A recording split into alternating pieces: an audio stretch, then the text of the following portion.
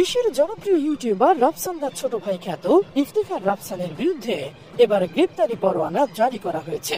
অনুমোদনহীন blue drinks বাজারজাত করার কারণে এই গ্রেপ্তারি পরোয়ানা জারি করেছেন আদালত।